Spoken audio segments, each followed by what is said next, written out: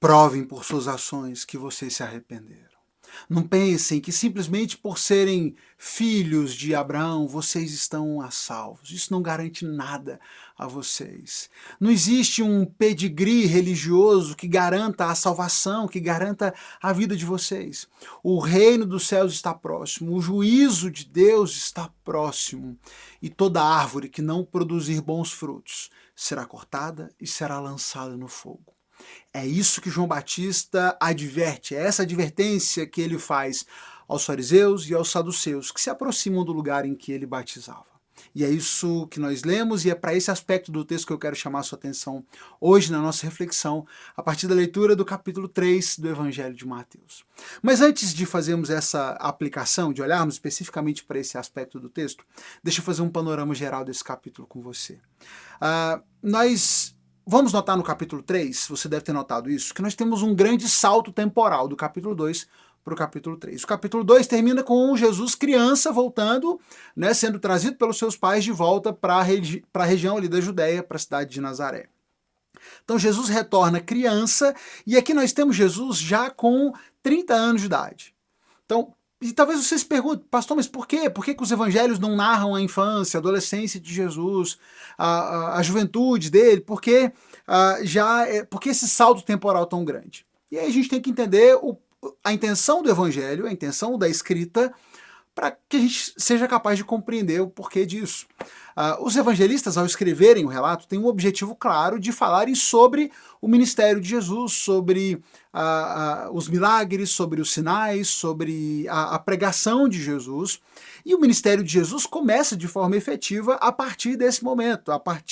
Esse episódio aqui do batismo de Jesus vai ser um momento marcante do início do ministério de Jesus. E é por isso que o relato desse ministério começa a partir desse momento, a partir de João Batista. Por que então colocar os acontecimentos envolvendo o nascimento de Jesus? Porque são acontecimentos relevantes para entendermos quem Jesus é. Então ele no capítulo 1 falou sobre a genealogia de Cristo, porque ele precisava demonstrar que Jesus era descendente de Davi. Como Messias, ele precisava cumprir esse requisito, então ele fala sobre a genealogia, sobre os antepassados de Jesus. Ele fala sobre o anúncio do anjo a Maria de que ela seria mãe, porque é importante entender que esse nascimento virginal, né, essa gestação virginal de Jesus, para que ele seja de fato entendido e visto como o Filho de Deus, a ação do Espírito Santo ali em Maria, produzindo a vida de Jesus, tudo isso é importante nesse cumprimento das profecias e no entendimento de que Jesus ele era muito mais do que mero homem sábio, ele era de fato o Deus encarnado, o Filho de Deus, obra da ação direta de Deus ali na vida de Maria. Então esses primeiros acontecimentos do capítulo 1 e 2 são relevantes para o entendimento da profecia, para o entendimento de que Jesus cumpriu todas essas profecias que envolveram o Messias. A partir daqui, ele começa a narrar os acontecimentos envolvendo o ministério de Jesus. No capítulo 3, nós somos apresentados então para um personagem, para João Batista, um profeta que surge ali na região da Judéia anunciando o reino dos céus. E a mensagem de João Batista era: arrependam-se, pois o reino dos céus está próximo. E Mateus enfatiza que ele já havia sido previsto pelo profeta Isaías, quando falou sobre uma voz que clamava no deserto, né, que clama no deserto: preparem o caminho para a vinda do Senhor. Mateus então vai lá no profeta Isaías para buscar, olha, Isaías já havia previsto, já havia falado sobre João Batista lá atrás. E João Batista é esse profeta, o profeta que vem abrir caminho para a vinda do Messias, vem anunciar o reino dos céus. O reino dos céus está próximo, arrependam-se dos seus pecados, arrependam-se diante do Senhor. Então, o João Batista prega um batismo de arrependimento. Isso vai ficar evidente também na sequência do texto, quando nós vemos a menção do fato de que vinham gente de toda parte, vinham gente de várias regiões, gente que vinha de Jerusalém, de toda a região da Judéia, para serem batizados por João Batista. Quando chegavam até ele e quando confessavam seus pecados, eles eram então batizados. O batismo de João Batista era um batismo de arrependimento dos pecados. Confissão, arrependimento, e eles eram batizados nesse batismo de purificação. diferente do batismo que hoje nós fazemos dentro das nossas igrejas. João Batista anunciava o arrependimento e, seguindo então os rituais judaicos, eles tinham esses banhos, né, de purificação, e João Batista, fazendo então uso dessa tradição, disso que já era comum dentro da cultura judaica, ele anuncia esse arrependimento e realiza esses batismos de arrependimento, representando de fato que o povo havia ouvido a mensagem e se arrependiam dos seus pecados. João Batista é caracterizado no texto como um homem bem diferente em relação às outras pessoas do seu tempo.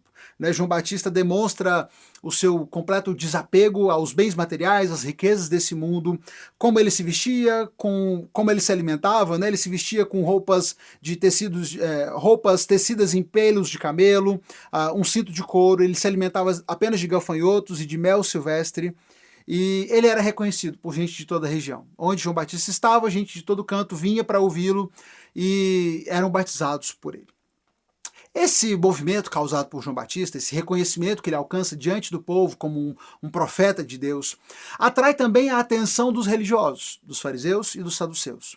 Os fariseus eram o grupo religioso que tomava conta das sinagogas, eram muito reconhecidos pelo apego à lei, o apego às tradições, muito apegados às minúcias, às mínimas letras da lei, e os saduceus já estavam mais associados ao templo. Os saduceus eram os sacerdotes, eram aqueles que estavam ali ocupando o espaço do templo, já mais uma pegada mais intelectual, mais influenciados pelo pensamento grego, mais influenciados pela cultura romana ali e envolvidos mais nessa estrutura de poder ali em Jerusalém.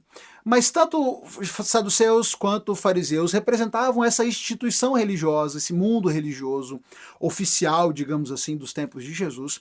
E esse movimento causado por João Batista chama a atenção e faz com que muitos fariseus e saduceus fossem até lá para ver, talvez para medir ali a concorrência, para ver o que João Batista estava ensinando, o que ele estava pregando. E o fato é que eles se aproximam então ali, acompanhando e vendo o que João Batista fazia. E João Batista, então, ao ver a presença desses mestres da lei, desses fariseus, desses saduceus, ele então anuncia a sua palavra de advertência. Ele diz o seguinte: raça de víboras, quem os convenceu a fugir da ira que está por vir? Provem por suas ações que vocês se arrependeram. Não pensem que podem dizer uns aos outros: estamos a salvo, pois somos filhos de Abraão. Isso não significa nada, pois eu lhes digo que até dessas pedras Deus pode fazer surgir filhos de Abraão. Agora mesmo, o machado de julgamento está pronto para cortar as raízes das árvores. Toda árvore que não produz bons frutos será cortada e lançada no fogo. João Batista diz com todas as letras: olha, quem vocês pensam que enganam? Demonstrem com as suas ações que vocês se arrependem dos seus pecados. A verdade é que vocês não demonstram, a vida de vocês não demonstra arrependimento nenhum. Não se enganem, não fiquem dizendo uns para os outros que vocês estão a salvos, que está tudo tranquilo, só porque vocês são filhos de Abraão. Não existe essa parada de pedigree religioso. A descendência de vocês, os ascendentes de vocês não garantem a salvação de vocês. Vocês precisam se arrepender diante de Deus, se arrepender dos seus pecados para que possam ter a vida. Toda árvore que não produz bons frutos será cortada e será lançada no fogo. E aqui ele usa essa alusão para falar sobre o julgamento de Deus. Ele diz, olha, o machado está posto sobre a raiz. Se uma árvore não produz bons frutos, ela vai ser cortada, vai ser lançada no fogo. E esse fogo aqui é o julgamento, o juízo eterno de Deus, é disso que ele está falando.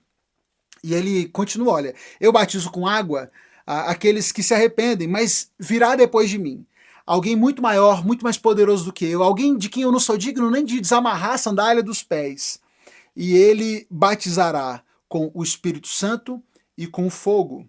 E ele tem na mão a pá, com ela vai separar a palha, o trigo, e limpará toda o local onde estão os cereais debulhados. E ele juntará o trigo no celeiro, mas queimará a palha no fogo que nunca se apaga.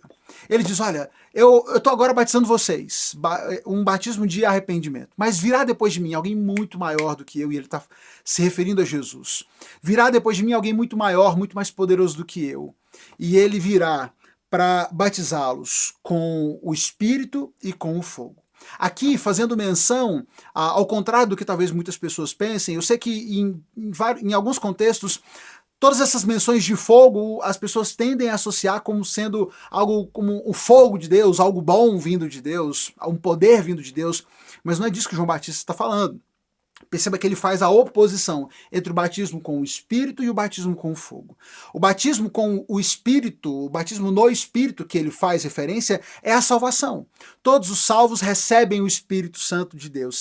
Ao se converterem, ao serem salvos, ao serem regenerados, recebem o Espírito Santo de Deus. Esse é o batismo com o Espírito a que ele se refere. Assim como aqueles que são condenados serão batizados no fogo, serão lançados no fogo, como a árvore que não produziu frutos e foi cortada e foi lançada no fogo, como a palha do trigo que não serve para nada, que foi separada, os trigos foram guardados no celeiro e a palha foi lançada no fogo. Aqui ele está falando sobre o fato de que Jesus viria, ele traria salvação para uns, mas ele traria juízo, julgamento para outros. Os que fossem salvos receberiam o Espírito Santo de Deus. Os outros, os que forem condenados, que fossem condenados, seriam lançados num fogo que nunca se apaga. E na sequência nós temos então o texto falando sobre o fato de que Jesus, então ele vai à região da Galileia, ele sai da Galileia e vai à região do Rio Jordão para que João Batista o batizasse. Ao chegar ali, João tenta impedi-lo, fala, que isso, mestre, né? Eu é que preciso ser batizado por você. Mas Jesus insiste para que ele o batize, é preciso, né, que eu seja batizado, é necessário que assim seja, para que, pois devemos fazer tudo o que Deus requer. E Jesus então insiste e João o batiza. Jesus foi batizado por João Batista. Nós temos aqui um dos momentos mais claros no Novo Testamento sobre uma das referências mais claras em relação à Trindade. Nós temos aqui no momento do batismo. Jesus é batizado, o texto diz que o Espírito Santo desce como uma pomba e pousa sobre Jesus. E nós temos também uma voz que vem do céu dizendo que esse é o meu filho amado, que me dá muita alegria. Nesse mesmo momento nós temos Jesus ali em pessoa, o Espírito Santo representado por aquela pomba, a voz de Deus vindo dos céus, declarando a sua aprovação em direção a Jesus. Uma clara menção a essa trindade, né, ao Pai, ao Filho e ao Espírito Santo, e que estavam ali juntos e declarando a sua aprovação ao ministério que Jesus estava ali iniciando naquele momento. Então, temos muitas informações importantes aqui, mas eu quero chamar a sua atenção nessa reflexão para a fala de João Batista aos mestres da lei. Não pensem que porque vocês são filhos, se julgam filhos de Abraão, que vocês estão garantidos, que vocês estão salvos.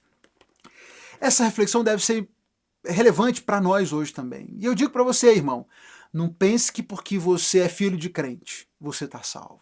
Não pense que porque você frequenta uma igreja, você está salvo.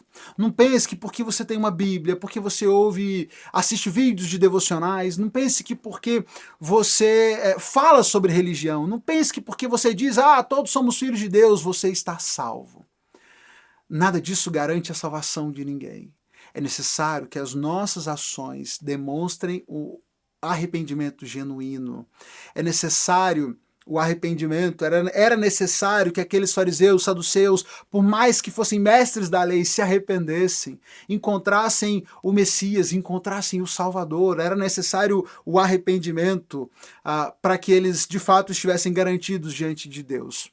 Por isso hoje, ainda hoje, é importante que você se lembre, que nós nos lembremos, que não há garantia de salvação por estarmos no lugar certo, por frequentarmos os lugares certos, por sermos filhos da pessoa certa.